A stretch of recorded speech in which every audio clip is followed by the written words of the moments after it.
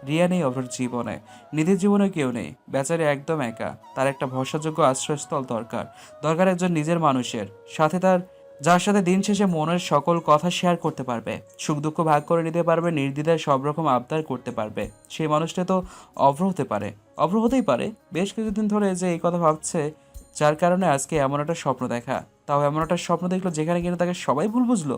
অভ্র, নিধি, এমনকি নীরদ পর্যন্ত তাকে ভুল বুঝে বসে আছে স্বপ্নে। হ্যাঁ, অর্গমা তৎক্ষণাৎ ভেবে ফেললো এমন কিছুই সে করবে না। যার ভাগ্যে যা লেখা আছে তাই হবে। খামোকা সবার কাছে বিনা দোষে দোষী সে হতে পারবে না। এর চেয়ে যেভাবে যা চলছে চলুক। টর্চ অফ করে আবারও শুয়ে পড়লো অর্ঘমা। সময় যেন চোখের পলকে চলে যায়। মনে হচ্ছে এই তো সেদিন এই ভাষায় নতুন ভাড়াটি হিসেবে আসলো অর্ঘমারা। অথচ চলতি মাসে পুরোপুরি 4.5 বছর হতে চললো তারা এসছে। অর্ঘমার নিধি বর্তমানে ভার্সিটিতে পড়ছে। নিরুদ গত মাসে এই চাকরিতে যোগদান করেছে, পাশাপাশি মাস্টার্সেও ভর্তি হয়েছে। নিরুদের সাথে অর্গমার সম্পর্কটা এখনও আগের মতোই আছে। শুধু আগের মতো আছে বললে ভুল হবে, তাদের সম্পর্কটা আরও মজবুত আর গাঢ় হয়েছে। কিন্তু এখনো পর্যন্ত কেউ কাউকে একে অপরের মনের কথা বলেনি। এতে অবশ্য সমস্যা হচ্ছে না কারো। মুখে না বলেও একে অপরের মনের খবর বুঝে নিচ্ছে তারা প্রতিনিয়ত। সময় গেলেই একে অপরের সাথে ঘোরাঘুরি করা, আড্ডা দেওয়া, ঝগড়া করা সবই হচ্ছে। অব্র এখনও আগের গতিতেই থেমে আছে। অফিস, বাসা, বন্ধুবান্ধব, আড্ডা নিয়েই বেশ আছে সে। রিয়া অনেকবার যোগাযোগ করার চেষ্টা করেছিল এর মাঝে। অভ্র তাকে কোনো প্রকার সুযোগ দেয়নি, কারণ রিয়া মাঝে অনেকগুলো ভুল করেছে। অভ্রকে না পেয়ে অর্ঘমার ওপর রেগে নিজের বন্ধুবান্ধব যারা অর্ঘমার কলেজে পড়তো তাদের দ্বারা বহুবার অঘর্মাকে বিভিন্নভাবে অপদস্থ করার চেষ্টা করেছে। এমনকি নিজে গিয়েও একবার হুমকি দিয়ে এসেছিল।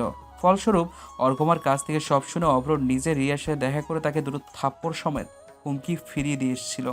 কলেজে গিয়ে রিয়ার বন্ধুবান্ধবদেরও শাসিয়ে এসেছিল। এরপর থেকে না রিয়াকে দেখা গেছে অর্ঘমার কলেজের আশেপাশে, আর না রিয়ার বন্ধুবান্ধবদের দেখা গেছে অর্ঘমার আশেপাশে।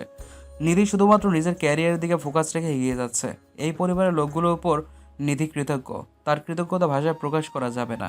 হাজারো কটু কথা, অপমানসূচক কথা শোনার পরও এই পরিবারের লোকগুলো তার থেকে মুখ ফিরিয়ে নেয়নি। বিশেষ করে অভ্র আর অর্ঘমা তাকে সব কিছুতে খুব সাপোর্ট দিয়েছে।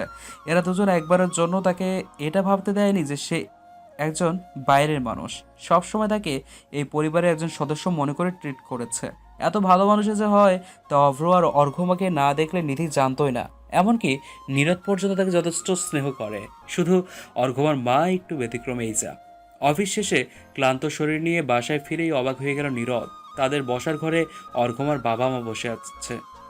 নীরদের বাবা মায়ের সাথে কিছুটা নিয়ে কথা বলছে। অর্ঘমার বাবা এর আগে কখনো আসেনি তাদের বাসায়। আজ হঠাৎ দেখে নীরদ কিছুটা বিস্মিত হয়েছে। অর্ঘমার বাবাকে সালাম দিয়ে টুকটাক কুশলাদি বিনিময় করে নিজের রুমের দিকে যেতে গেলে নুসরাতের রুম থেকে পরিচিত গলা আওয়াজ শুনে সেদিকে গেল। রুমের ভিতরে উকি দিয়ে দেখা গেল অর্ঘমা আর নুসরাত গল্প করছে। দুজনকেই ভীষণ উৎফুল্ল দেখাচ্ছে। নীরদ হালকা করে কাশলো। নুসরাত, অর্ঘমা দুজনেই তাকালো সেদিকে। নুসরাত হেসে বলল, চলে এসেছিস? আজকের দিন কেমন কাটলো অফিসে? ভালো। তুই আজ এত তাড়াতাড়ি বাসায় যে? লাজুক হাসলো নুসরাত। নীরদের হাত ধরে টেনে ঘরের ভেতরে নিয়ে আসলো। বোনের মতিগতি কিছুই বুঝতে পারল না নীরদ।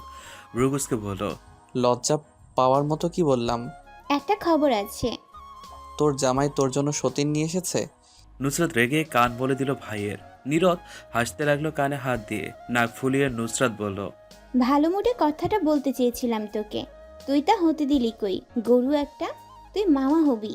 কিছুক্ষণ ফেলফেল করে তাকিয়ে থেকে নীরদ বিস্ময় নিয়ে বলল, মিষ্টি ছাড়া এমন সংবাদ দিতে তোর লজ্জা করলো না? নাকি এজন্যই লজ্জা পাচ্ছিলি? এই গরু, তুই বের হ আমার রুম থেকে, তোকে জানানোই উচিত হয়নি। অর্ঘমা নিঃশব্দে হাসছে দুই ভাই বোনের খুনসুটি দেখে। নীরদ হাসতে হাসতে বোনের কপালে চুমু খেয়ে বলল, আলহামদুলিল্লাহ, আমি অনেক খুশি হয়েছি। নুসরাতও হেসে তার ভাইয়ের চুলগুলো এলোমেলো করে দিল। নীরদ তার রুমে চলে গেল ফ্রেশ হতে। মিনিট দশেক পর ফিরে এলো হাতে একটা ব্যাগ নিয়ে। সেটা নুসরাতের দিকে এগিয়ে দিয়ে বলল, চাকরির প্রথম স্যালারি পেয়েছি গতকাল। এটা তোর জন্য নিয়েছিলাম। কাল তো বন্ধুদের সাথে দেখা সাক্ষাৎ করে অনেক রাত করে বাসায় ফিরেছিলাম, তাই দিতে পারিনি। এক হিসেবে ভালোই হয়েছে। মামা হওয়ার উপলক্ষে এটা তোর। এটা কি? খুলে দেখ। নুসরাত তৎক্ষণাৎ ব্যাগটা খুলল। শাড়ি দেখেই খুশিতে ঝলমল করে উঠল তার চেহারা। শত হোক, একমাত্র ভাইয়ের প্রথম উপার্জনের টাকায় কেনা তার এই শাড়ি। পছন্দ না হয় যাবে কই? ভীষণ পছন্দ হয়েছে ভাই। দেখো অর্ঘর মা, শাড়িটা সুন্দর না? হ্যাঁ আপু, খুব সুন্দর। তোমায় খুব মানাবে এটা পরলে। নুসরাত ব্যস্ত হয়ে পড়ল শাড়ি নিয়ে। আয়নার সামনে গিয়ে শাড়িটা গায়ে রেখে ঘুরিয়ে ফিরিয়ে দেখতে লাগলো নিজেকে। নীরদ হেসে বোনের থেকে চোখ ফিরিয়ে অর্ঘমার দিকে তাকালো। অর্ঘমা তাকালো তার দিকে। তাদের ভাগ্য হয়তো সুপ্রসন্ন ছিল। তখনই কল এলো নুসরাতের হাজব্যান্ডের। নুসরাত ফোন নিয়ে বারান্দায় চলে গেল। নীরদ পাশের দেয়ালে হেলান দিয়ে বসে ভ্রুকুসকে ইশারা করলো অর্ঘমাকে। গলার স্বর খাদা নামিয়ে অর্ঘমা জিজ্ঞেস করলো, কি? তোমার বাবা হঠাৎ এখানে আসলেন যে? কথাটা শুনেই অর্ঘমার মুখ মলিন হয়ে গেল। তা খেয়াল করে নীরদ বলল, কিছু হয়েছে? আগামী মাসে আমরা বাসা ছাড়ছি। বিস্ময়ে কপাল কুঁচকে গেল নীরদের। সে বলল, আমি মনে হয় কানে কম শুনছি। কি বললে তুমি? ঠিকই শুনেছেন। কিন্তু কেন হঠাৎ এভাবে? বাসা ছাড়ার মানে কি? আর অভ্র ভাই তো আমায় কিছু জানালো না। তুমিও তো আগে কিছু বলনি। আমরা কেউই জানতাম না। আমাদের বাড়ির কাজ শেষ হয়ে গেছে। আজকে বাবা গিয়ে দেখে এসেছেন। বাবা চাইছেন আমাদের বাসায় উঠে যেতে। ভাইয়াকেও বিকালে ফোন দিয়ে জানিয়েছেন বাবা। নীরদ কিছুক্ষণ চুপ করে পায়চারি করলো ঘর জোরে। তাকে দেখে বোঝা যাচ্ছে বারবার কিছু একটা বলতে গিয়েও আটকে যাচ্ছে। মাথার চুল ধরে কয়েকবার টেনে সরাসরি অর্ঘমার দিকে তাকালো। অর্ঘমাও তার দিকেই তাকিয়েছিল। নীরদের চোখ দুটো লাল হয়ে আসছে। কিভাবে থাকবে সেই মেয়েটাকে ছাড়া? রোজ যাকে এক পলক না দেখলে তার দিন ভালো যায় না। তাকে দিনের পর দিন না দেখে কি করে থাকবে? 3.5 বছর এই মেয়েটাকে সে আগলে রেখেছে সকল বিপদ আপদ থেকে। এরপর থেকে কে দেখে রাখবে? নীরদ কিছুক্ষণ উসখুস করে প্রশ্ন করলো, তুমি আমাকে ভুলে যাবে? অর্ঘমা জবাব দিতে পারল না। তার আগে নুসরাত চলে এলো ঘরে। নীরদ তৎক্ষণাৎ বেরিয়ে গেল ঘর ছেড়ে। অর্ঘমা শুধু অসহায় দৃষ্টি তাকিয়ে দেখল। এছাড়া আপাতত তার আর কিছুই করার নেই। ছাদের একপাশে উদাসীন ভঙ্গিতে দাঁড়িয়ে আছে অর্ঘমা। মনটা তার ভীষণ খারাপ। গত 2 দিন যাবৎ নীরদের কোনো খোঁজ নেই। সেদিনের পর থেকে নীরদ তার সাথে যোগাযোগ করেনি। এমনকি অর্ঘমা যোগাযোগ করতে চাইলেও কোনো রিপ্লাই দেয়নি। হুট করে এইভাবে নিখোঁজ হয়ে গেল কেন ছেলেটা? অর্ঘমা চিন্তায় শেষ। অভ্রকে জিজ্ঞেস করেও মন মতো কোনো উত্তর পায়নি। কারণ নীরদ অভ্রর সাথে যোগাযোগ করছে না। একদিকে যেমন নীরদের প্রতি অভিমান হচ্ছে, অন্যদিকে চিন্তা হচ্ছে ঠিক আছে তো ছেলেটা। অর্ঘমার ভাবনায় ব্যাঘাত ঘটালো অভ্র। বোনের এমন উদাসীনতা তার ঠিক পছন্দ হচ্ছে না। কোথায় তার সাথে মারামারি করবে, এটা সেটা বায়না করবে, তা না করে ছেঁকা খাওয়া পাবলিকের মতো বসে আছে। আজ শুক্রবার, বন্ধের দিন। অভ্র বাসাতেই ছিল। অর্ঘমার পাশে দাঁড়িয়ে বলল, আজ তো আমার বন্ধ আছে, চল কোথাও গিয়ে ঘুরে আসি। নিধিকেও সাথে নিয়ে যাব। মেয়েটার গায়ে একটু হাওয়া বাতাস লাগলে যদি চঞ্চল হয় তাহলে তো ভালোই। আমার ভালো লাগছে না ভাইয়া। গেলেই ভালো হবে। যা গিয়ে রেডি হয়ে আয়। তোর বান্ধবীকে বলে এসেছি ও রেডি হচ্ছে। এখন তুই না গেলেও বেচারির মন খারাপ হবে। অভ্র আরো বিভিন্নভাবে বুঝিয়ে অর্ঘমাকে রেডি হতে পাঠিয়ে দিল। নিজেও গেল রেডি হতে। রেডি হয়ে অর্ঘমা আর নিধিকে নিয়ে বেরিয়ে পড়লো। আজ সারাদিন ঘুরে বেড়াবে তারা। কয়েক জায়গায় ঘোরাঘুরি করে একটা কফি শপে এসে বসলো অভ্র আর অর্ঘমা আর নিধি। ছোট্ট একটা কফি শপ, 4টা টেবিল বসানো। প্রতিটা টেবিলে 2টো করে চেয়ার পাতা। অভ্র পাশের খালি টেবিল থেকে একটা চেয়ার টেনে এনে বসেছে। পুরো কফি শপটায় তারা ছাড়া আর কোনো কাস্টমার নেই আপাতত। অর্ঘমা ঘাড় ঘুরিয়ে কফি শপটা দেখতে লাগলো। জায়গাটা পছন্দ হয়েছে তার। কফি শপের মালিক যে বড্ড শৌখিন মানুষ, তাই সাজানো দেখে বোঝা যাচ্ছে। একপাশে ছোট্ট একটা বেতের দোলনা ঝোলানো। এছাড়াও শপের সব ফার্নিচারই বেতের তৈরি। মেনু কার্ডটা হাতে নিল অর্ঘমা। কার্ডের ডিজাইনটা সুন্দর। অর্ডার দিয়ে অভ্র আর নিধির সাথে টুকটাক করে কথা বলছিল অর্ঘমা। এমন সময় নীরদের বন্ধুদের ঢুকতে দেখা গেল কফি শপে। এদের দেখে অর্ঘমা চমকালো। এরা এখানে কি হচ্ছে? তার মানে কি নীরদ এসছে? নীরদের বন্ধু আসিফ এগিয়ে এলো অভ্র আর অর্ঘমাকে দেখে। আরে ভাইয়া, আপনারা এখানে? আমি এই তো অর্ঘমার নিধিকে নিয়ে ঘুরতে এসেছিলাম। তোদের কি খবর? তোরা এখানে? নতুন কফি শপ, ভাবলাম এখান থেকে ঘুরে যাই। ও আচ্ছা, সবাই এসেছিস দেখছি। আচ্ছা বসে পড় তোরা। আসিফ চলে গেল বন্ধুদের কাছে। অভ্র বসে আবারও ফোন দেখা শুরু করলো। নিধিও ফোন টিপছে। অর্ঘমার কি করবে? সেও ফোনের দিকে মনোযোগ দিল। অভ্র গলা শুনে অর্ঘমার সামনে তাকালো। ততক্ষণে অভ্র উঠো অর্ঘমার পেছনে চলে গেছে। অর্ঘমা পেছনে ঘুরে তাকালো। নীরদ এসছে। চোখাচোখি হলো দুজনের। অভিমানী কিশোরী মনের নির্দেশে চোখ সরিয়ে আবারও ফোনের দিকে তাকালো। কিন্তু তার পূর্ণ মনোযোগ নীরদের দিকেই পড়ে রইল। মনে মনে শাস্তির নিঃশ্বাস ফেললো নীরদকে সুস্থ স্বাভাবিক দেখে। নীরদের বন্ধুরা সকলে উঠে এসছে নীরদকে দেখে। বেশ খোঁজ গল্প করছে অর্ঘমার পেছনে দাঁড়িয়ে। অর্ঘমা নিধির দিকে তাকালো। মেয়েটা মিটিমিটি করে হাসছে তার দিকে তাকিয়ে। ভ্রুকুচকে অর্ঘমা জিজ্ঞেস করলো, কি হয়েছে? কোথায় কি হয়েছে? কিছুই হয়নি। তাহলে হাসছিস কেন? ওই ফোনে একটা ফানি মিম দেখে হাসছিলাম। আমি তো দেখলাম তুই আমার দিকে তাকিয়ে হাসছিস? ভুল দেখেছিস তুই। কথা বাড়ল না অর্ঘমা। হতেও পারে সে ভুল দেখেছে। নিরুদের চিন্তা তার মন মস্তিষ্ক কাজ করা বন্ধ করে দিয়েছিল এক প্রকার। এই অবস্থায় ভুলভাল দেখাটা তার জন্য অস্বাভাবিক কিছু না। পাশে একজোড়া পায়ের উপস্থিতি টের পেয়ে অর্ঘমা সেদিকে তাকালো। নীরদ এসে দাঁড়িয়েছে। পেছনে তাকিয়ে দেখলো অভ্র আর নীরদের বন্ধুরা একে অপরের সাথে কথা বলায় ব্যস্ত। অর্ঘমা আবারও ফোনের দিকে তাকালো, কিন্তু ফোন স্ক্রল করার জন্য তার হাত চলছে না। ঠোঁট দুটো তীর তীর করে কাঁপছে, যেন যে কোনো মুহূর্তেই কেঁদে ফেলবে। অভিমানে চোখ দুটো ভিজে আসছে। তোমার সাথে একটু কথা ছিল। নিজেকে কিছুটা সময় দিয়ে সামলে নিল অর্ঘমা। মাথা নিচু করে বলল। বলুন। গলা ছেড়ে অভ্র আর বন্ধুদের দিকে তাকালো। তারা সকলে তাকিয়ে আছে তার দিকে। মিটমিট করে হাসছে, এক একজন আমতা আমতা করে বলল। আসলে এতটুকু বলেই উসখুস করতে লাগলো। গলা দিয়ে আওয়াজ বেরোতে চাইছে না। নীরদের এমন অবস্থা দেখে অর্ঘমার এতক্ষণে আটকে রাখা কান্নাটা পুরোপুরি গায়েব হয়ে গেল। এমন কি বলবে এই ছেলে যে এত ভাবতে হচ্ছে? এবার অর্ঘমা সরাসরি তাকালো নীরদের দিকে। থতমত খেয়ে গেল নীরদ। চুলে হাত বুলিয়ে আবারও তাকালো অভ্র আর বন্ধুদের দিকে। এমন আমতা আমতা করছেন কেন? না মানে কিছু না। উল্টো ঘুরে চলে আসতে গেলে অভ্র আর বন্ধুদের তীক্ষ্ণ দৃষ্টি দেখে থেমে গেল। জোর করে হাসার চেষ্টা করে ধীর পায়ে আবারও ফিরে এলো অর্ঘমার কাছে। অর্ঘমা প্রশ্ন করলো। আবার কি? আমার আসলে কিছু বলার ছিল। বলুন বলছি। আসলে বলেছিলাম কি, আপনি কবে থেকে কথা বলতে গেলে এমন আমতা আমতা করেন? আজকে এমন হচ্ছে। কেন? এসব ছাড়ো, যা বলতে চাচ্ছি তা শোনো। তার আগে বলুন, এই 2 দিন কোথায় ছিলেন? তুমিই বুঝে যাবে, আগে শোনো আমার কথা। এবার আর কিছু বলল না অর্ঘমা। বুকের সামনে হাত ভাঁজ করে বসে তাকিয়ে রইল নীরদের দিকে, তার কথা শোনার অপেক্ষায়। নীরদ লম্বা শ্বাস নিয়ে বলল। আমি যে তোমাকে পছন্দ করি তা তো জানো। এই কথা শুনে অর্ঘমা প্রচণ্ড অবাক হলো। হাত ঢিলে হয়ে ঢলে পড়ল কোলের মাঝে। জিহ্বা দ্বারা ঠোঁট ভিজিয়ে নিল। কি জবাব দেবে প্রথমে বুঝতে পারল না। কিছুটা সময় নিয়ে মাথা নাড়িয়ে হ্যাঁ বলল। তো তুমিও আমাকে পছন্দ করো আই থিঙ্ক। You think? অর্ঘমার প্রশ্নে থতমত খেয়ে গেল নীরদ। বলল। না মানে আমি শিওর পছন্দ করো। এর বিপরীতে কিছু বলল না অর্ঘমা। মাথা নিচু করে বসে আছে সে। নীরদ অনেকক্ষণ চুপ করে দাঁড়িয়ে থেকে মিনমিন করে প্রশ্ন করলো। I love you. কি? অর্ঘমা চমকে উঠে প্রশ্ন করলো। বিস্ময়ে কিঞ্চিত ফাঁক হয়ে গেল তার অধর জোড়া। নীরদ তৎক্ষণাৎ দুদিকে মাথা নাড়িয়ে বলল। কিছু না, আমি কিছু বলিনি। অর্ঘমা সামলে নিল নিজেকে। কানের পিঠে চুল গুজে মিনমিন করে বলল। কিন্তু আমি যে শুনলাম। আসিফ এসে নীরদের পিঠে দ্রুম করে একটা কিল মেরে চলে গেল। নীরদ পিঠে হাত দিয়ে চোখ বন্ধ করে ব্যথা সহ্য করলো। অভ্র চোখ রাঙিয়ে তাকিয়ে আছে। নীরদ এবার চোখ বন্ধ অবস্থাতেই বলে উঠল। I love you অর্ঘমা। অর্ঘমা বিস্মিত দৃষ্টিতে তাকালো। পেছন থেকে নীরদের বন্ধুরা ওহো বলে চেঁচিয়ে উঠল। তৎক্ষণাৎ লজ্জায় গাল দুটো রক্তিম বর্ণ ধারণ করলো অর্ঘমার। চোখের পলক নামিয়ে নিল মুহূর্তেই। একরাশ লজ্জায় এসে ভর করলো তার ভেতরে। এভাবে সকলের সামনে প্রপোজড। নিশ্চয়ই বন্ধুরা বাধ্য করেছে।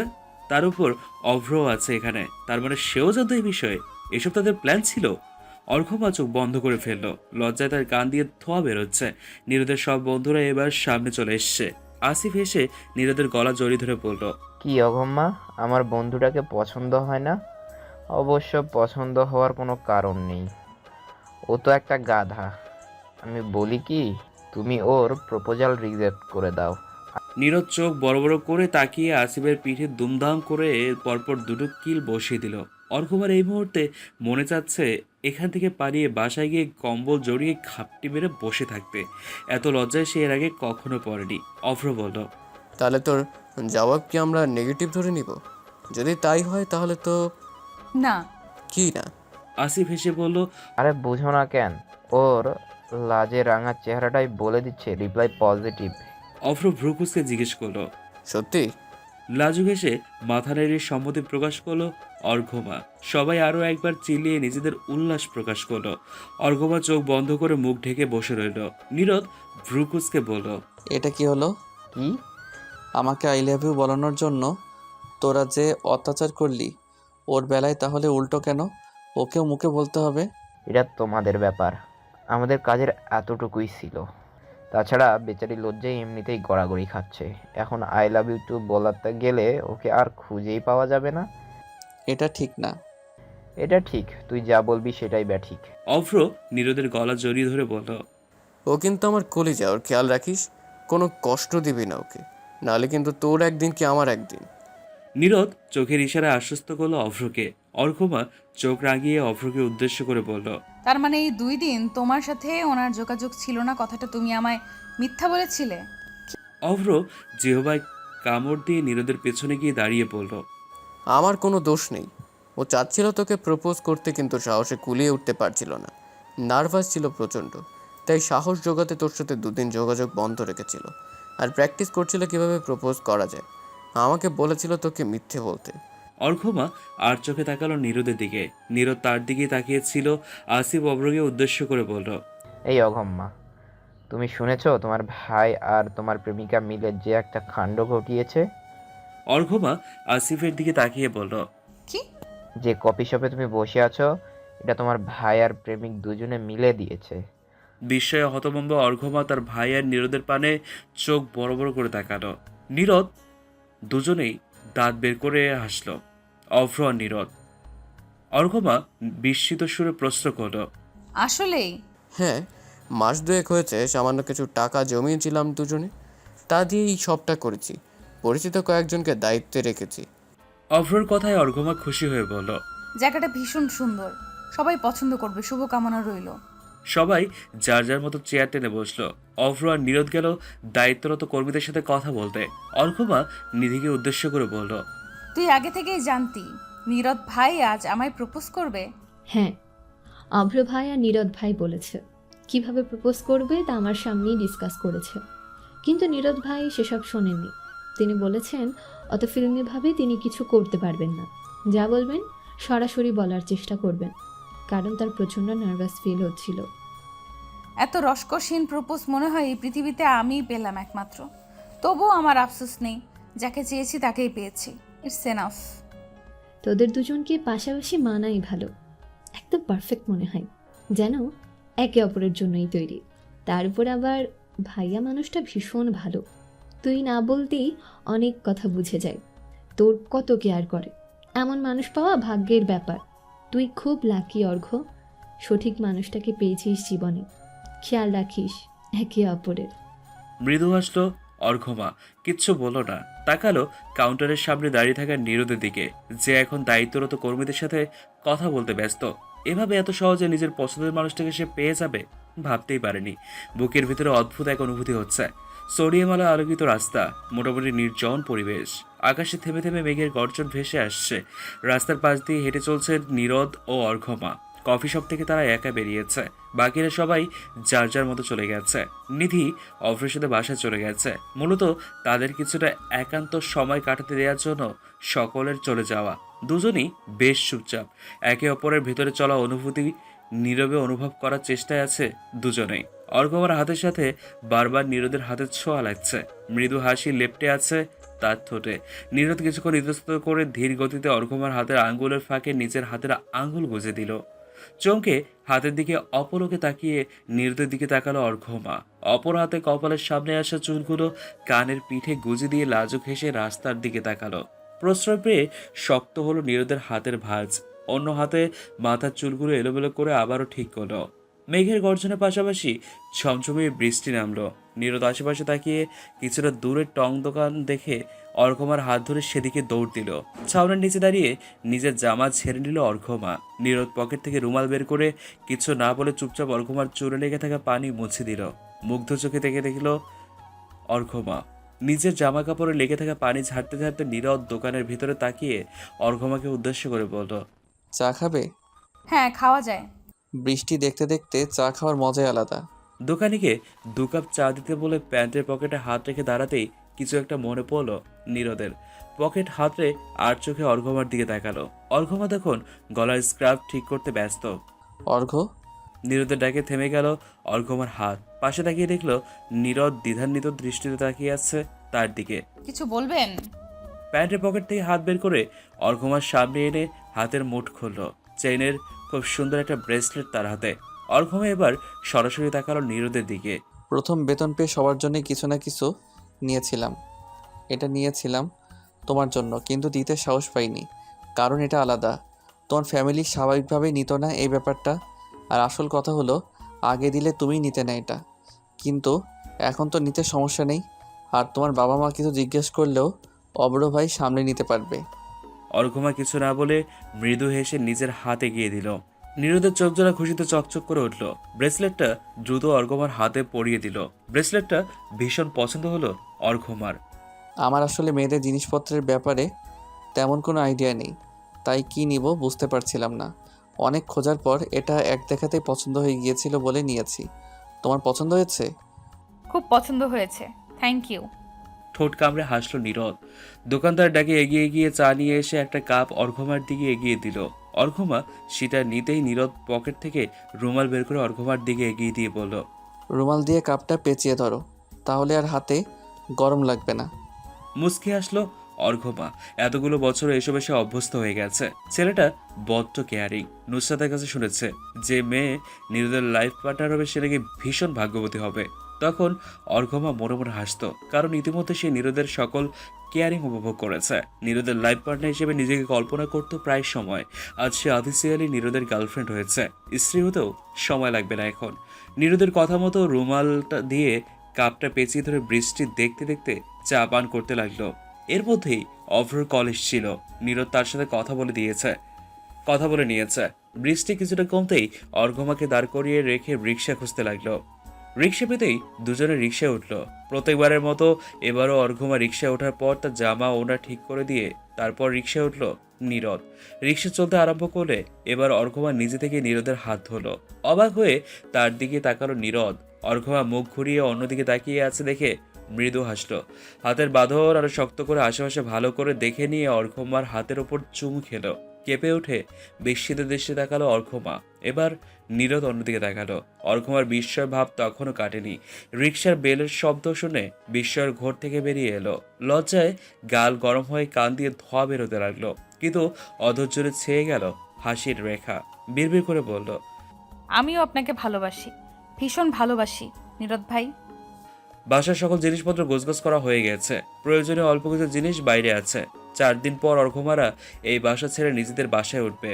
এখান থেকে প্রায় 2 ঘন্টার পথ অতিক্রম করে তাদের বাসায় যেতে হয়। তবে একটা জিনিস ভালো হয়েছে, ভার্সিটি একদম কাছে তাদের বাসা থেকে। 10 মিনিটের মতো লাগে যেতে। এসবের মাঝেও নীরদের জন্য তার মন খারাপ করছে। এখন তো প্রতিদিন দেখা করা অভ্যাসে পরিণত হয়েছে। এই বাসা ছেড়ে চলে যাওয়ার পর কি করবে? তখন তো আর প্রতিদিন দেখা হবে না। আর নীরদের পক্ষেও প্রতিদিন অফিস শেষে ক্লান্ত শরীরে উল্টো ঘুরে এসে তার সাথে দেখা করা সম্ভব নয়। অবশ্য যদি অর্ঘমা বলে তাহলে নীরদ প্রতিদিন অবশ্যই আসবে, কিন্তু এটা ঠিক হবে না ভেবে বলার কথা মাথাতেও আনেনি। বিকেলে অর্ঘমা ব্যালকনিতে বসে ফোন টিপছিল। বেলের আওয়াজ শুনে রুমের দিকে তাকাতে দেখলো নিধি ইতিমধ্যেই রুম ছেড়ে বের হচ্ছে দরজা খোলার জন্য। তাই আর সেদিকে গেল না। কানে ইয়ারফোন লাগিয়ে ফোনে ভিডিও দেখতে লাগলো। নীরদের সাথে সকালে কথা হয়েছিল। আজ অবরোধ ছুটে থাকায় সে বাসায় পড়ে পড়ে ঘুমাচ্ছে। ইয়ারফোনে টান লাগায় সামনে তাকিয়ে নিধিকে দেখে জিজ্ঞেস করলো, কি হয়েছে? নীরদ ভাইয়ের বাবা মা আর বোন এসেছে। হঠাৎ? তা তো জানি না, তুই ভাইয়াকে কল দিয়ে জিজ্ঞেস করে দেখ। নিধির বলতে দেরি অর্ঘমার কল লিস্টে ঢুকতে দেরি হয়নি। নীরদের নম্বরে কল দিয়ে অপেক্ষা করতে লাগলো, কিন্তু শেষ পর্যন্ত তাকে নিরাশ হতে হলো, কারণ ওপাশ থেকে কল রিসিভ হলো না। পরপর বেশ কয়েকবার কল দেওয়ার পরও হদিস মিলল না নীরদের। বিরক্ত হয়ে ফোনটা ছুঁড়ে ফেললো বিছানায়। ড্রেসিং টেবিলের সামনে গিয়ে নিজেকে কিছুটা পরিপাটি করে বের হলো রুম থেকে। অর্ঘমাদের পারিবারিক ব্যাপারে যাওয়াটা ঠিক হবে না ভেবে নিধি রুমেই রইল। ড্রয়িং রুমে গিয়ে দেখলো অভ্র আর তার বাবা কথা বলছে নীরদের বাবা মা আর বোনের সাথে। অর্ঘমা গিয়ে তাদের সালাম দিল। নুসরাত তার পাশে জায়গা করে দিল বসার জন্য। অর্ঘমা মুচকি হেসে নুসরাতের পাশে বসে তার সাথে গল্প করা শুরু করলো। মিনিট 5 পর সদস্য দিয়ে প্রবেশ করলো নীরদ, 2 হাত ভর্তি মিষ্টি ও ফল। অভ্রের সাহায্যে সেগুলো টেবিলে রেখে এসে সোফায় বসলো সবার সাথে। চোখাচোখি হলো দুজনের। অর্ঘমা চোখের ইশারা এসবের মানে জিজ্ঞেস করলে নীরদ কিচ্ছু বলল না, শুধু রহস্যময়ভাবে হাসলো। পাশ থেকে নুসরাত অর্ঘমাকে ধাক্কা দিয়ে ফিসফিস করে বলল, তলে তলে তোমাদের কাহিনী এত দূর গড়িয়ে গেল আর আমরা জানতেও পারলাম না। কিসের কাহিনী? কিসের কথা বলছো আপু? তোমার আর আমার ভাইয়ের প্রেম কাহিনীর কথা। নীরদ জানিয়েছে কালকে রাতে। বাবা মা তো তোমার কথা শুনে এক পায়ে রাজি। তবে আমরা সবাই ভেবে বিস্মিত হয়েছি যে এতগুলো বছরে আমাদের কারো চোখে পড়েনি বিষয়টা। কি বলছেন নীরদ ভাই? ভাই, তুমি নীরদকে ওর সামনেও ভাই বলে ডাকো নাকি? থতমত খেয়ে গেল অর্ঘমা। আমতা আমতা করে বলল, হ্যাঁ, ওই আর কি। নীরদ তোমায় কিছু বলে না এই নিয়ে? না, আসলে অভ্যাস হয়ে গেছে। তোমরা রিলেশনে আছো কবে থেকে? কয় বছর হলো? আগে কে কনফিউজ করছে? রিলেশনে আছি সপ্তাহ 3 হলো। কনফেস থেকে নিরুৎ ভাই করেছে। তুমি রাজি হলে কিভাবে? আমিও পছন্দ করতাম তাকে, তাই না করার কোনো অপশন ছিল না। লাজুক হেসে আর চোখে নিরোধকে একবার দেখে নিল। অভ্রের সাথে কথা বলার ফাঁকে ফাঁকে বারবার তাকাচ্ছে তার দিকে ছেলেটা। নুসরাত তা খেয়াল করে বলল। ভাই আমার একেবারে ডুবে গেছে প্রেমের সাগরে। অর্কমার গাল দুটো লাচে রাঙা হয়ে উঠল। নিরোদের বাবা কথা বলার এক পর্যায়ে বললেন। এতক্ষণ তো অনেক কথাবার্তাই হলো, তাহলে এখন আসল কথায় আসি। অর্কমার বাবা সিরিয়াস হয়ে বসলেন, বললেন। জি বলুন। নীরদকে তো চেনিনি, অব্রের সাথে বেশ ভালো খাতির আছে ওর। আমার ছেলে বলে বলছি না, নীরদ আসলেই ছেলে হিসাবে খুব ভালো। হ্যাঁ, আমরাও জানি ও খুব ভালো ছেলে, তাই তো অল্প সময় আমাদের এত প্রিয় হয়ে উঠেছে। নীরদের জীবনসঙ্গী যে হবে তাকে সে মাথায় তুলে রাখবে। যে মেয়ে আপনার ছেলের বউ হবে নিঃসন্দেহে ভাগ্যবতী। বলছেন? জি। আপনার কি মনে হয় যে কোনো মেয়ে চাইলেই পাবে? কোনো মেয়ে চাইলেই পাবো আমার ছেলের জন্য? যদি মেয়ের পরিবার বিচক্ষণ হয়, খাঁটি হিরে চিনতে পারে, তাহলে অবশ্যই রাজি হবে। ছেলের দিকে তাকিয়ে গর্বিত ভঙ্গিতে হাসলেন নিরোদের বাবা। নিরুদও মৃদু হাসল। নিরোদের বাবা অর্কমার বাবাকে উদ্দেশ্য করে বললেন। তাহলে আপনার মেয়েটাকে আমাদের দিয়ে দিন। জি। বিস্ময় সুরে প্রশ্ন করলেন। নিরোদের বাবা সহাস্যে হেসে বললেন। আমরা নীরদের জীবনসঙ্গী হিসাবে আপনার মেয়েকেই চাই। অর্ঘমার মতো লক্ষ্মী আর আদুরে মেয়ে থাকতে আমরা অন্য কোনো মেয়েকে দেখতে যাচ্ছি না। আমাদের অঘর্মাকেই পছন্দ। তাছাড়া নীরদ অঘর্মাও একে অপরকে পছন্দ করে। অভ্রের বাবা নিজেকে স্বাভাবিক করে একবার নিরোদের দিকে তাকিয়ে পরে অর্ঘমার দিকে তাকালেন। অর্ঘমা মাথা নিচু করে বসে আছে। সে এসবের ব্যাপারে কিছুই জানে না। এখানে যা হচ্ছে সব তার মাথার 3 হাত ওপর দিয়ে যাচ্ছে। নিরোদের বাবার এসব কথায় অর্ঘমার বিস্ময়ে পাহাড় যেন হিমালয় পর্বতের সমান হয়ে গেছে। তার রাগ হচ্ছে নিরোদের ওপর। আর যে ওরা এই ব্যাপারে কথা বলতে আসবে একটু আগে জানালো না কেন? হ্যাঁ, আগে থেকে জানালো না কেন? আগে থেকে জানালে একটু প্রস্তুতি নিয়ে থাকা যেত। এভাবে কিছু না বলে হুটহাট এসব কাজের মানে কি? হ্যাঁ, এখন যে সে অপ্রস্তুত হয়ে বসে আছে, বাবা কিছু জিজ্ঞেস করলে কি বলবে সে? অর্ঘমাকে মাথা নিচু করে নিশ্চুপ ভঙ্গিতে বসে থাকতে দেখে অভ্রের বাবা আর কিছু জিজ্ঞেস করার প্রয়োজন মনে করলেন না। যা বোঝার বুঝে গেলেন তিনি। অভ্রের দিকে তাকাতেই অভ্র গলা ছেড়ে নিয়ে বলল। আমি ওদের ব্যাপারটা জানতাম, নিট ভালো ছেলে, তাই আমার আপত্তি ছিল না। মানে আপত্তি করার কোনো কারণ ছিল না। তাছাড়া আসল ব্যাপার হলো ওরা দুজন দুজনকে পছন্দ করে, তাহলে আমি কেন আপত্তি করব? বাবা কিছুক্ষণ থম মেরে বসে থাকলেন। মনে মনে চিন্তা ভাবনা করছেন হয়তো। পরিবেশটা হুট করেই নিশ্চুপ হয়ে গেল। এই ফাঁকে নিধি এসে সকলকে চা নাস্তা দিয়ে হালকা কুশলতি বিনিময় করে আবারও রুমে চলে গেল। অভ্রর বাবা গলা ছেড়ে বললেন। আমার তরফ থেকেও কোনো আপত্তি নেই। পরিবেশটা আবারও আগের মতো উৎফুল্ল হয়ে উঠল। অর্ঘমা প্রথমে বিস্ময় নিয়ে বাবার দিকে তাকালো, পরক্ষণে নীরদের দিকে তাকালো। নীরদ আর চোখে আশেপাশে দেখে নিয়ে চোখ টিপ মারতেই লজ্জায় অন্যদিকে তাকালো। দুই পরিবারের সকলে একে অপরকে মিষ্টি মুখ করালো। নীরদের বাবা এবার আরেকটা আবদার করলেন। আমি চাইছিলাম আজ আংটি পরানোর কার্যক্রমটা সেরে ফেলতে। আমরা দেরি করতে চাচ্ছি না।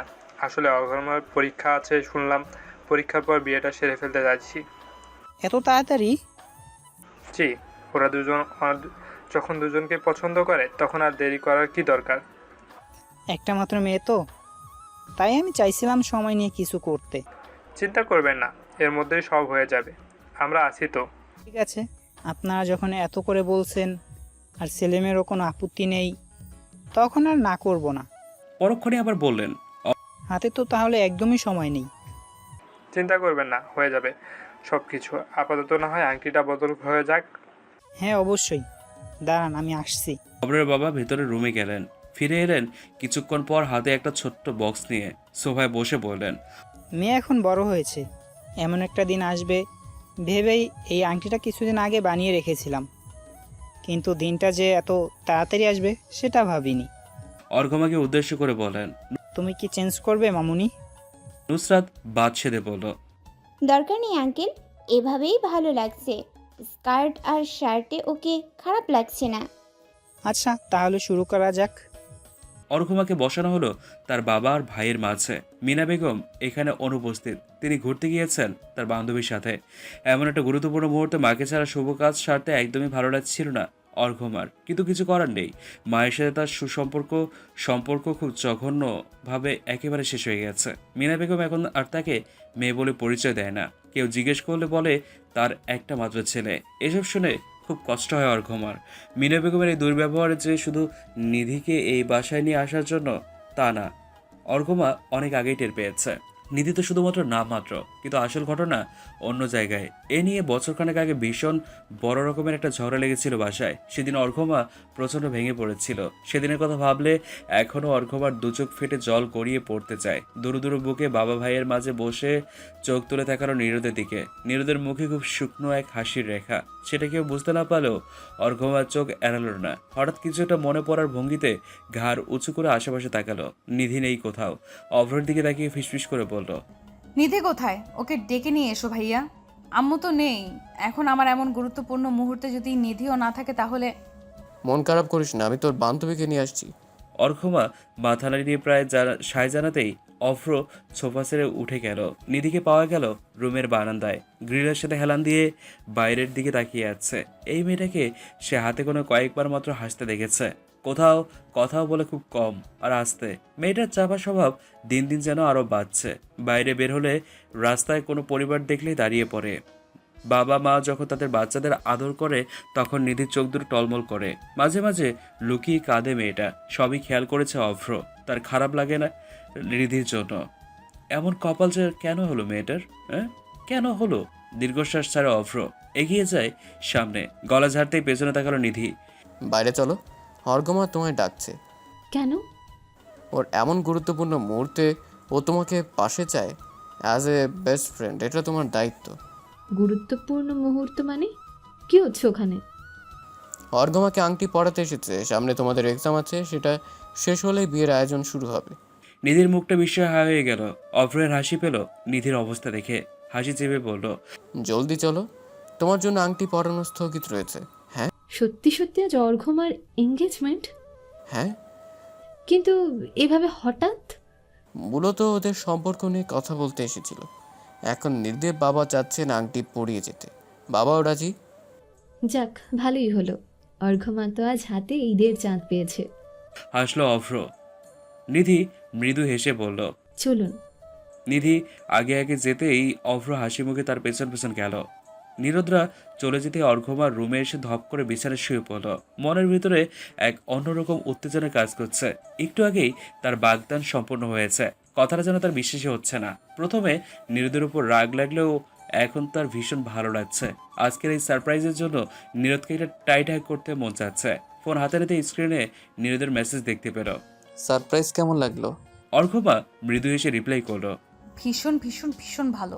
তৎক্ষণাৎ নীরদের থেকে আবারও মেসেজ এলো, এত ভালো একটা সারপ্রাইজ দেওয়ার জন্য আমাকেও তো তোমার কিছু দেওয়া উচিত। কিছুক্ষণ চিন্তা ভাবনা করে অর্ঘমা রিপ্লাই করলো, রাতে ছাদে আসবেন, দেখা করে ভাববো কি দেওয়া যায় আপনাকে। ওকে, এখন তাহলে বিশ্রাম নাও, আমাকে একটু বের হতে হবে, কাজ আছে। আচ্ছা ঠিক আছে। একটা লাভ ইমোজি পাঠিয়ে নীরদ অফলাইন হয়ে গেল। তা দেখে অর্ঘমা ফোন রেখে চোখ বন্ধ করে নিল, ঠোঁটে মৃদু হাসি। আংটি বদলের মুহূর্তটা কল্পনা করতে করতে সেভাবেই ঘুমিয়ে গেল এক সময়। চুলোয় চায়ের পানি বসিয়ে জানালা দিয়ে বাইরে তাকালো। সামনে নিম গাছের ডালে দুটো চড়ুই পাখি বসে আছে, একজন আরেকজনের মাথা চুলকিয়ে দিচ্ছে। হাসি ফুটে উঠল নিধির মুখে। পাখিরাও ভালোবাসা বোঝে। দীর্ঘশ্বাস বেরিয়ে এলো তার ভেতর থেকে। তার জীবনে কেউ নেই কেন? অর্ঘমা যেমন সহজেই নীরদকে পেয়ে গেল, ঠিক তেমন করে সেও তো কাউকে পেতে পারত, কিন্তু তার জীবনে কখনো কেউ আসতেই চায়নি। তার জীবনে শূন্যতার অভাব নেই। সবচেয়ে বড় শূন্যতা হলো বাবা মায়ের শূন্যতা। নিধি নিজ ভাবনায় এতটাই মগ্ন ছিল যে রান্নাঘরে অভ্রের উপস্থিতি একদমই টের পায়নি। তুমি কি চা বানাচ্ছ? হঠাৎ প্রশ্নে ভীষণভাবে চমকে উঠল নিধি। বুকে হাত দিয়ে নিজেকে স্বাভাবিক করার চেষ্টা করলো। অভ্র বুঝতে পারল না এর কারণ। সে তো এমন কিছু বলেনি যে চমকে উঠতে হবে। নিধি পেছনে ঘুরে অভ্রকে দেখে বলল, কিছু বলেছেন? তুমি কি কিছু ভাবছিলে, চমকে উঠলে যে হঠাৎ? না, তেমন কিছু না। আপনি কি বলছিলেন? চা বানাচ্ছ কিনা জিজ্ঞেস করছিলাম। হ্যাঁ, আপনার জন্যও বানাবো। বানালে ভালো হয়। আসলে অফিসে প্রতিদিন এই সময় চা খাওয়া হয়, অভ্যাস হয়ে গেছে। আচ্ছা দিচ্ছি। আপনি বসুন গিয়ে। অভ্র চলে যেতে চায়ের পাতিলের দিকে তাকালো। পানি শুকিয়ে অল্প হয়ে গেছে। তাড়াতাড়ি আবারও পাতিলে পানি দিয়ে পানির বলক আসার অপেক্ষায় দাঁড়িয়ে রইল। চায়ের কাপ নিয়ে অভ্রের সামনে টেবিলের ওপর রেখে বলল, আপনার চা তোমারটা কই? রান্নাঘরে রাখা আছে। চা নিয়ে এসে এখানে বসো, সঙ্গ দাও আমাকে। অবাক হয়ে গেল নিধি। অভ্র এই ধরনের কথা আগে কখনো বলেনি। নিধিকে দাঁড়িয়ে থাকতে দেখে অভ্র বলল, কি হলো? যাও গিয়ে তোমার চা নিয়ে এসো। কোনো প্রত্যুত্তর না করে মূর্তির মতো রান্নাঘরের দিকে এগিয়ে গেল নিধি। সে সবসময় অভ্রকে কিছুটা এড়িয়ে চলেছে। আশেপাশের লোকজনের কানাঘুষে আর অভ্রর মায়ের ভয়ে সবসময় ততস্থ থেকেছে। কখনো চায়নি তার জন্য অভ্রর সম্মানহানি হোক। এছাড়াও অভ্রকে দেখলে তার কেন যেন একটু একটু ভয় ভয় করে। মনে হয় এক্ষুনি বুঝি তাকে বকবে। যদিও তার এসব ভাবনা অযৌক্তিক, কারণ অভ্র খুব শান্ত আর বড্ড প্রাণোচ্ছল ছেলে। সবসময় হাসি খুশি থাকাই এই ছেলের স্বভাব। অর্ঘমা আর অভ্র যখন দুষ্টুমি করে তখন মাঝে মাঝে নিধির বড্ড আফসোস হয় তার একটা ভাই নেই বলে। চায়ের কাপ নিয়ে অভ্রের সামনে সোফায় বসলো নিধি। অভ্র এক হাতে চায়ের কাপ, অন্য হাতে রিমোট নিয়ে এক এক করে টিভির চ্যানেল বদলাচ্ছে। গরম চায়ে ফু দিতে দিতে সেদিকে তাকালো নিধি। অভ্র চায়ে চুমুক দিয়ে জিজ্ঞেস করলো, পড়াশোনা কেমন চলছে? ভালো। কোনো সমস্যা হচ্ছে? না, সমস্যা হলে ক্লাস টিচারকে জিজ্ঞেস করিনি। ভবিষ্যতে কি হওয়ার ইচ্ছে আছে? এখনো ঠিক করিনি। এই ব্যাপারে আমি বরাবরই কনফিউজড। ব্যাপার না, সময় আছে অনেক। পড়াশোনার পাশাপাশি ভাববে এই ব্যাপারে। সম্মতি জানিয়ে চায়ের চমক দিতে দিতে টিভির দিকে তাকাতেই বিষম খেলো নিধি। টিভির চ্যানেল পালানোর সময় বলিউড মুভির নায়ক নায়িকারা আপত্তিকর দৃশ্য দেখে তার গলায় চা আটকে গিয়েছে। অভ্র নিজেও থতমত খেয়ে গেছে। দ্রুত হাতে চ্যানেল পাল্টা গিয়েই টিভি বন্ধ করে দিল। নিধি খুক খুক করে কেসে নিজেকে স্বাভাবিক করে নিল। ভীষণ লজ্জা পেয়েছে সে। অভ্র নিজেও লজ্জা পেয়েছে। এরপরে কেউ আর কোনো কথা বলল না। অস্বস্তি কাজ করছে দুজনের ভেতরে। চা খেয়ে কাপ টেবিলের ওপর নামিয়ে রেখে অভ্র চুপচাপ চলে গেল সেখান থেকে। নিধি তৎক্ষণাৎ নিজের গালে হাত দিল। গাল গরম হয়ে গেছে তার। তখনকার দৃশ্যটা মনে পড়তে এবার নিঃশব্দে হেসে উঠল। নিজের চা শেষ করে কাপ দুটো নিয়ে রান্নাঘরে চলে গেল। ছাদের রেলিং ঘেঁষে পাশাপাশি দাঁড়িয়ে আছে নীরদ ও অর্ঘমা। প্রায় আধ ঘন্টা যাবৎ তারা এখানে আছে। মাঝে মাঝে টুকটাক কথা বলছে, আবার চুপ হয়ে যাচ্ছে। নীরদ সেই তখন থেকে শুধু অর্ঘমাকে দেখেই যাচ্ছে। অধরে স্নিত হাসির রেখা। মনে পড়ছে তাদের প্রথম সাক্ষাৎ। পরপর তাদের একটু একটু করে কাছে আসা আর নিজেদের মন বোঝা। এই কিশোরী মেয়েটা তার চোখের সামনে একটু একটু করে বড় হয়েছে। পাশাপাশি গাঢ় হয়েছে তার প্রতি অনুভূতি। অর্ঘমা নিজের হাতের আংটির দিকে তাকিয়ে সেটা নড়াচড়া করছে। কিছুক্ষণ পর পর চুল ঠিক করে কানের পিঠে গুচ্ছে। দুজনেই নীরব রয়েছে। নীরবতা ভাঙলো নীরদ। বলল, তো কি দিবে বলে ভাবছো? অবুঝ ভঙ্গিতে তাকালো অর্ঘমা। নীরদ দুষ্টু হেসে বলল, আজকে এত বড় একটা সারপ্রাইজ দিলাম, এর পরিবর্তে তোমারও আমাকে কিছু দেওয়ার কথা ছিল। তুমি বলেছিলে রাতে ছাদে আসতে। তারপর ভেবে দেখবে কি দেওয়া যায়। দিতেই হবে? স্বীকার করেছো যখন, তখন তো দিতেই হবে। ভীষণ লজ্জা লাগলো অর্ঘমার। প্রসঙ্গ পাল্টানোর ভঙ্গিতে বলল, আজকের আকাশটা ভীষণ সুন্দর। নীরদ তাকালো আকাশের দিকে। তারা ভর্তি আকাশের মাঝে অর্ধচন্দ্র জল জল করছে। আসলেই সুন্দর দৃশ্য। পরপরই উষ্ণ স্পর্শে কেঁপে উঠল তার সর্বাঙ্গ। সামনে তাকিয়ে দেখলো অর্ঘমা তাকে জড়িয়ে ধরেছে ভীষণ শক্ত করে। এতগুলো বছরে কখনো এতটা কাছাকাছি আসা হয়নি তাদের। নীরদ সবসময় হাত ধরা পর্যন্ত সীমাবদ্ধ থেকেছে। পাছে যদি আবার অর্ঘমাকে কেউ খারাপ ভাবলো। এই ভয়ে সবসময় দূরত্ব বজায় রেখে চলেছে। কিন্তু এখন তারা একে অপরের বাগদত্তা। এসব ব্যাপারে ভয় পাওয়া সাজে না। তাই নিজেও অর্ঘমার পিঠে হাত রেখে মৃদু হেসে ফিসফিস করে বলল, এটা কি আমার গিফট ছিল? অর্ঘমা কিছু না বলে লজ্জায় মুখ ঘুষল নীরদের বুকে। এমন গিফট যদি রোজ রোজ পাওয়া যায় তাহলে তো আমি রোজ সারপ্রাইজ দিতে রাজি। খিলখিল করে এসে উঠল অর্ঘমা। খুক খুক খাসির শব্দে চমকে উঠল দুজনে। দ্রুত একে অপরের থেকে সরে দাঁড়ালো। তাকালো ছাদের দরজার দিকে। কাশির শব্দ সেখান থেকে এসছে। পরপরই ছাদে প্রবেশ করলো অভ্র। তার পেছন পেছন এলো নীরদ আর অভ্রর বন্ধুরা। অর্ঘমা আর নীরদ দুজনই হকচকিয়ে তাকালো একে অপরের দিকে। আসি বেশি নীরদের গলা পেঁচিয়ে ধরে বলল, শালা, আমাদের রেখে আংটি বদল করে ফেললি কেন রে? আমাদের বললে কি আমরা খাবার বেশি খেতাম? আরে দোস্ত ছাড়, ব্যথা পাচ্ছি আসিফ। তোর ব্যথাই পাওয়া উচিত, শালা স্বার্থপর। সরি দোস্ত, দেখ তুই বলতি না অর্ঘমাকে জলদি জলদি তোর ভাবি বানিয়ে ফেলতে। এখন তুই চাইলে ওকে ভাবি বলতে পারবি। অর্ঘমাকে অলরেডি তোর ভাবি বানিয়ে ফেলেছি। চুপ থাক শালা। আসিফ রেগে নাক মুখ ফুলিয়ে রেখেছে। নীরদের থেকে চোখ সরিয়ে অর্ঘমাকে উদ্দেশ্য করে বলল, তোমার কাছ থেকে আমি এটা আশা করিনি। অন্তত তুমি তো আমাকে জানতে পারতে। আমি কি জানাবো? আমি নিজেই তো জানতাম না। ওনার বাবা মা বাসায় এসে বলার পর জানলাম আমি। আমারও তখন প্রচণ্ড রাগ হয়েছিল। তোমার আংটির বদলে মুহূর্তটা তুমি এনজয় করতে পারলে না। এর শাস্তি দেওয়া উচিত না ওকে? আপনারা চাইলে দিতেই পারেন। অর্ঘ্য, নীরদের অসহায় ডাককে উপেক্ষা করে অর্ঘ্যমা বলল। আমার তরফের শাস্তিটাও আপনারাই দিয়ে দিন। আসিফ যেন এই কথার অপেক্ষাতেই ছিল, লাফ দিয়ে বলল। শাস্তি হচ্ছে তোমাদের দুজনে আবার আংটি বদল হবে। কথাটা শোনা মাত্রই নীরদ ধাক্কিয়ে নিজে থেকে সরিয়ে দিল আসিফ। আই লাভ ইউ দোস্ত। আমি এই শাস্তি মাথা পেতে নিতে রাজি। ছি, সর, আমি অগম্যা না। সকলে একসাথে হাসি মজা করে আবারও নীরদার অর্ঘ্যমার আংটি বদল করালো। নীরদার অভ্রর বন্ধুরা সকলে আবদার করে বসলো তারা আজ রাতে নীরদদের বাসার সাথে পার্টি করবে। খাবার দাবার সব বাইরে থেকে কিনে এনে খাবে আর সারা রাত ছাদে বসে আড্ডা দেবে। এসব শুনে অর্ঘ্যমা ওদেরকে স্পেস দিয়ে বাসায় চলে গেল। অর্ঘ্যমারা নিজেদের বাসায় এসেছে সপ্তাহখানেক হয়েছে। বাসায় গোছগাছ করা শেষ হয়েছে গতকাল। ওই বাসা ছেড়ে আসার পর থেকে নীরদের সাথে অর্ঘ্যমার আর দেখা হয়নি। ফোন কল অথবা মেসেজেই কথা হয়েছে শুধু। অর্ঘ্যমা ভেবেছিল আজ দেখা করবে নীরদের সাথে, কিন্তু নীরদ এখন ব্যস্ত। 3 দিন পর থেকে অর্ঘ্যমাদের এক্সাম শুরু হচ্ছে, এর মধ্যে দেখা করাও সম্ভব হবে না। তাই অর্ঘ্যমার কিছুটা মন খারাপ নিয়েই টেবিলে বসে গেল পড়তে। অর্ঘ্যমা আর নীরদের বিয়ের তারিখ ধার্য করা হয়েছে চলতি মাসের 28 তারিখ। অর্ঘ্যমার পরীক্ষা শেষ হবে 21 তারিখে।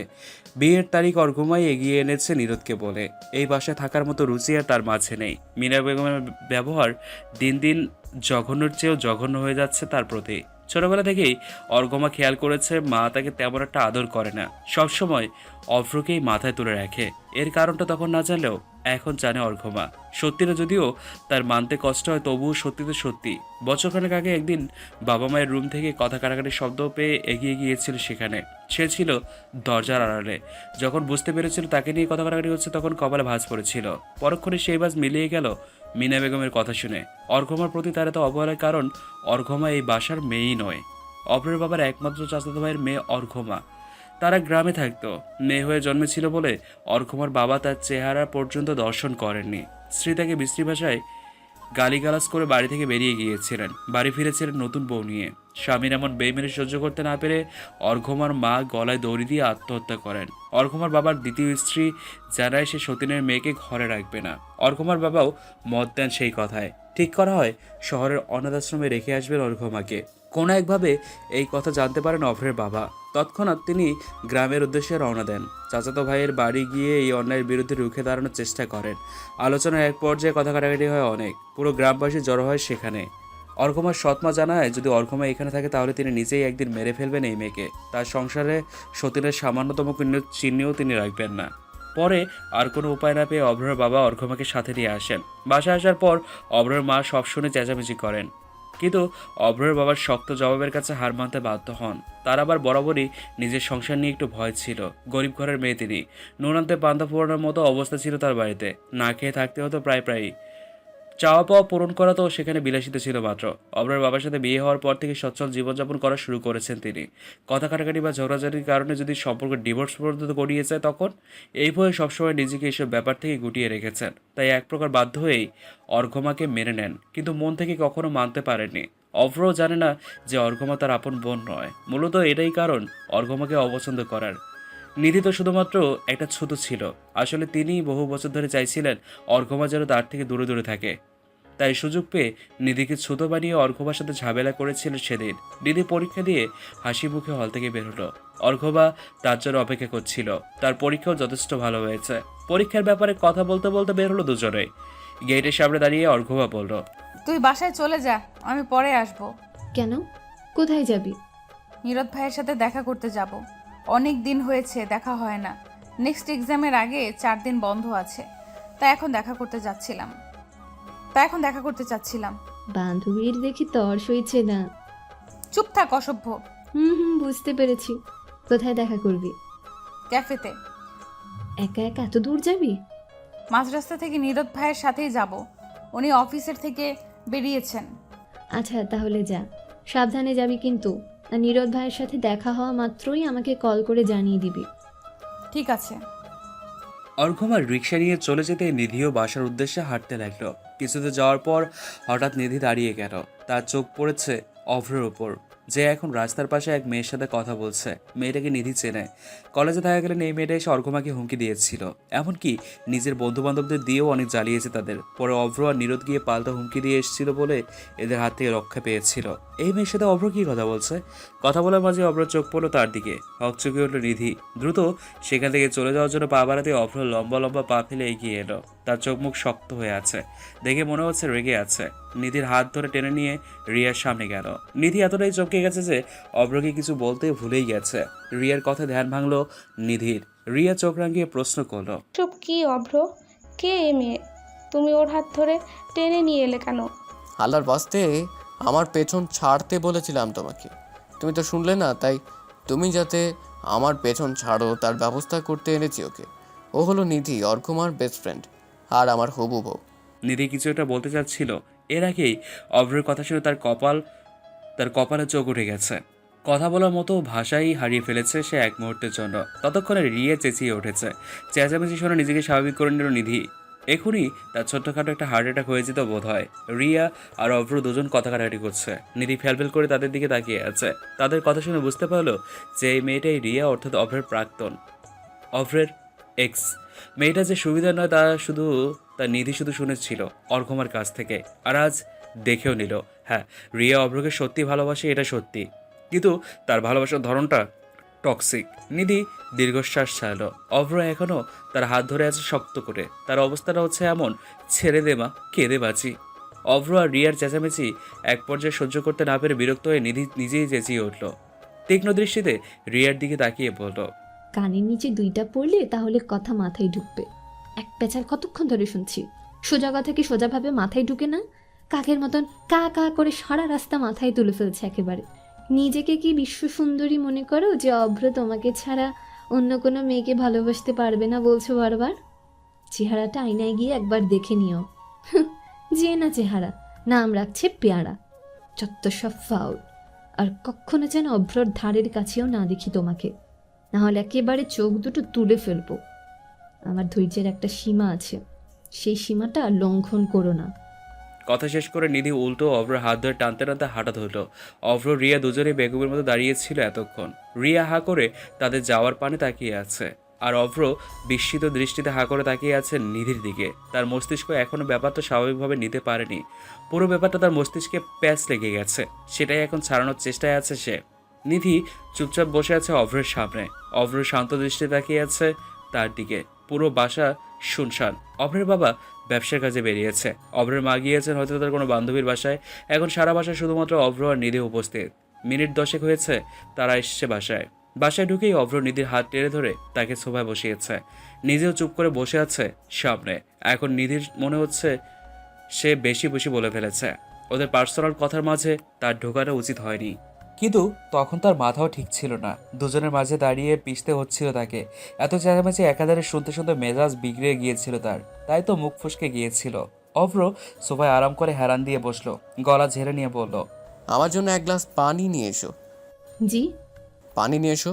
অভ্রকে এক পলক দেখে নিয়ে নিধি উঠে রান্নাঘরের দিকে গেল পানি আনতে। মিনিটের মাঝেই গ্লাস ভর্তি করে পানি নিয়ে হাজির হলো। গ্লাসটা অভ্রের দিকে বাড়িয়ে দিতে নিয়ে নিল। তৃপ্তি সহকারে পানি খেয়ে গ্লাস টেবিলের উপর রেখে বলল, বসো। জি। কানে সমস্যা আছে? কথা বারবার রিপিট করা লাগছে কেন? ঠোঁটে ঠোঁট চেপে ধরে চুপচাপ অপর পাশের সোফায় বসলো। অভ্র দুহাত উপরে তুলে আড়মোড়া ভাঙলো, হাই তুললো। নিধির মাথায় ঢুকছে না অভ্রর কাজকর্ম। কি বলছিলে তখন রিয়াকে? ভয়ে গলা শুকিয়ে এলো নিধির। এখন কি তাকে বকবে নাকি লোকটা? এমনিতেই তো অকারণে সবসময় ভয়ই থাকে সে। আজ কি তবে ভয়টা সত্যি হতে চললো? মিনমিনে গলায় সে বলল, সরি, আসলে তখন আপনাদের কথা কাটাকাটি শুনে আমারই মেজাজ খারাপ হয়ে গিয়েছিল, তাই আর কি। আপনি বললে আমি রিয়া আপুকে সরি বলে দেব। আর সেটা কিভাবে? ওকে পাবে কোথায় তুমি? আপনি বলবেন আসতে, তারপর না হয় সরি বলবো। আমি কেন আসতে বলবো? আমার ঠেকা পড়েছে নাকি? ওসব ফাত্রা মেয়েদের নাম্বার আমি আমার ফোনে রাখি না। নিধি অবাক হয়ে বলল, আপনি না আপুকে ভালোবাসেন? ঘটনাটা কয় বছর আগের সেই হিসেব আছে। তখন ভালোবাসতাম, কিন্তু এখন আর ওকে ভালোবাসি না আমি।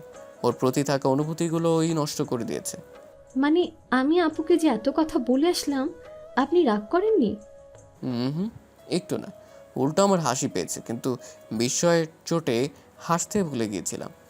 এখন তুমি আর একবার কথাগুলো রিপিট করো। তুমি একটু হেসে নি। নিধি ভ্রুকুচকে তাকাতে হেসে উঠল অভ্র। প্রাণ খোলা হাসি তার। সে হাসি দেখে নিধির মুখেও শুকনো হাসির রেখা দেখা গেল।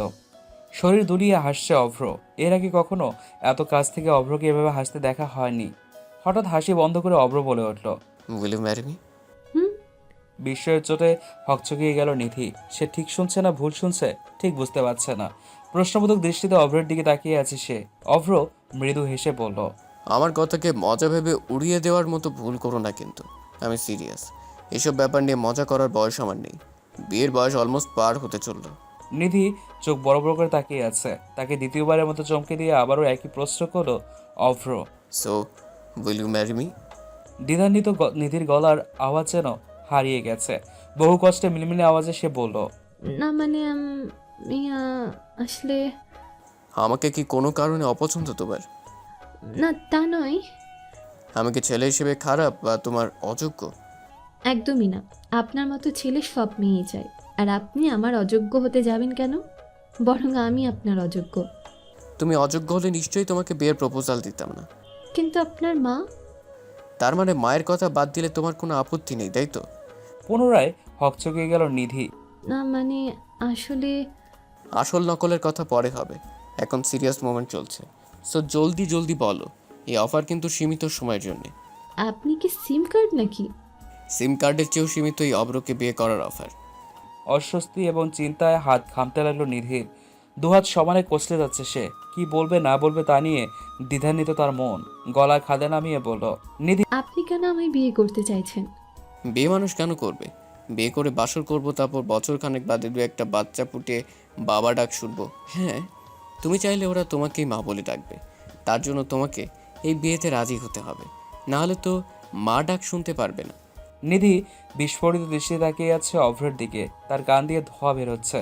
লজ্জায় গাল দুটো গরম হয়ে গেছে। অভ্রের মুখ থেকে এমন লাগামহীন কথা সে আগে কখনো শোনেনি। তাই তার মানতে কষ্ট হচ্ছে। অভ্র তাকে বিস্ময়ের আরও এক ধাপ ওপরে পৌঁছে দিতে বলল, আচ্ছা, বিয়ের জন্য হ্যাঁ বলতে হবে না, অন্য একটা প্রপোজাল দিই তোমায়। আমার বাবুর আম্মু হবে।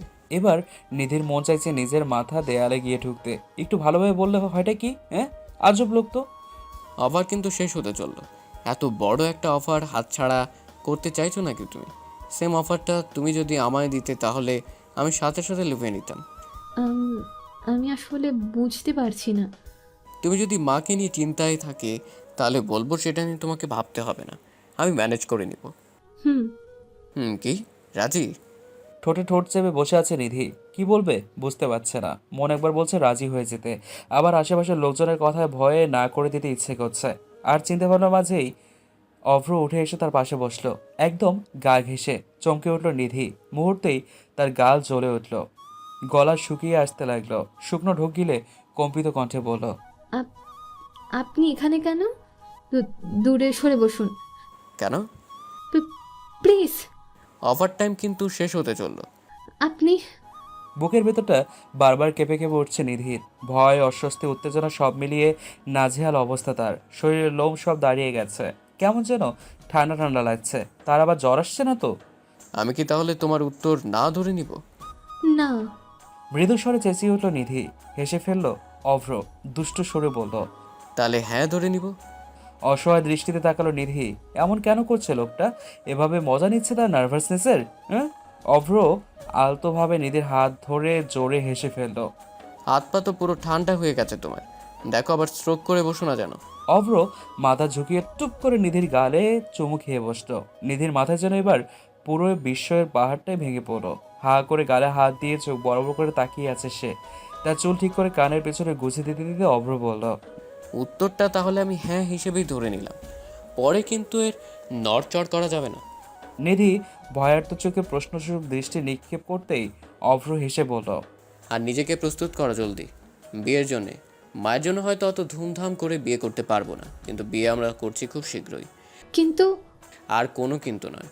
এত যে আমার চোখের সামনে অনেক ঘুরঘুর করেছো, এবার থেকে না হয় আমার মনের ভেতরে ঢুকে ঘুরঘুর করবে। পরপর নিধির আরেক গালে চুমু খেয়ে উঠে নিজের রুমে চলে গেল অভ্র। নিধি তখনও বিস্ময়ের ঘরে রয়েছে। সে ওখানেই গালে হাত রেখে বসে রইল, বারবার চোখের পলক ফেলে একটু আগে সম্পূর্ণ ঘটনাটা পুনরায় ভাবার চেষ্টা করছে। ঘটনা পুরোটা মস্তিষ্ক ধারণ করতে তার অধর কোণে স্মিত হাসি দেখা গেল। তার জীবনে বুঝি অবশেষে একজন নিজের মানুষের আগমন ঘটল, যাকে সে একান্ত নিজের বলে দাবি করতে পারবে।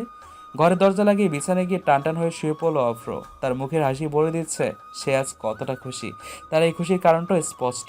নিধি এত বছর মেয়েটাকে চোখের সামনে ঘুরঘুর করতে দেখে কবে আর কখন যে মেয়েটাকে মনে ধরে গেল বুঝতেই পারল না সে। নিধির প্রতি সে দুর্বল বিষয়টা বুঝেছে খুব বেশি দিন হয়নি। এই তো মাস দুয়েক আগে তার অফিস ছুটি থাকায় অর্ঘমা নিধিকে ভার্সিটি থেকে তাদের নিয়ে আসতে গিয়েছিল। ভার্সিটির সামনে রাস্তা দিয়ে হেঁটে আসার সময় খেয়াল করেছিল নিধি একটা ছেলের সাথে খুব হেসে হেসে কথা বলছে। পাশে অর্ঘমা ফোনে কারোর সাথে কথা বলছে, নীরদ হবে হয়তো, কিন্তু নিধি ছেলেটার সাথে এত হেসে হেসে কথা বলতে দেখে তার শরীর যেন সারা মুহূর্তেই জ্বলে উঠল। এক অদৃশ্য হিংসে এসে দানা বাঁধল তার মনে। কিন্তু কেন? এই কেন এর উত্তর সেদিন সারাদিন ভাবার পর গিয়ে পেল। নিধির সাথে তার খুব একটা কথা হয় না। বাসায় প্রায় প্রায় তাকে চা বানিয়ে দেয় অথবা এটা সেটা বানিয়ে খাওয়ানোর দায়িত্বটা নিধির ঘাড়েই পড়ে। তার কারণ তার রান্না হাত চমৎকার। দায়িত্বটা অবশ্য অভ্র নিজেই দেয়। এই এতটুকুতেই সে ফেসে গেছে নিধি নামক মায়াজালে। সামান্য একটা কারণ, তবুও ভালোবাসার জন্য যথেষ্ট অভ্রর কাছে। এটা ঠিক যে অভ্র রিয়াকে ভালোবাসতো, কিন্তু রিয়া নিজেই অভ্রর মনে নিজের প্রতি থাকা অনুভূতিগুলো নষ্ট করে দিয়েছে। এরপর নিশ্চয়ই অন্য কারো প্রতি নতুন করে অনুভূতি জন্মানো অন্যায় কিছু নয়। নিধিকে আজ বারবার বিস্মিততা থেকে বেশ মজা লাগছিল অভ্রর। ও এভাবে নিজের মনের কথা জানাতে চায়নি, আবার সরাসরি বলতেও ভয় পাচ্ছিল পাছে যদি তাকে আবার প্রত্যাখ্যান করে বসে নিধি তখন। তাই একটু ঘুরিয়ে পেঁচিয়ে বলে দেখলো নিধি কি বলে। কিন্তু নিধির কনফিউশন থেকে তার সকল কনফিউশন দূর হয়ে গেছে। নিধি তাকে অপছন্দ তো করে না, এটাই যথেষ্ট। যেভাবে নিধিকে ঘোল খাইয়ে এসছে, এরপর নিধি তাকে নিয়ে ভাবতে বাধ্য, তার প্রতি অন্যরকম অনুভূতি অনুভব করতেও বাধ্য। নিধি বিস্ময়কর চেহারাটা মনে করে নিঃশব্দে হেসে উঠল অভ্র। মাঝ রাস্তায় চলন্ত রিক্সা থামিয়ে কয়েকজন ছেলে মিলে রিক্সাওয়ালাকে পিটিয়ে জোর করে অর্ঘমাকে নিয়ে মাইক্রোতে উঠে চলে গেল।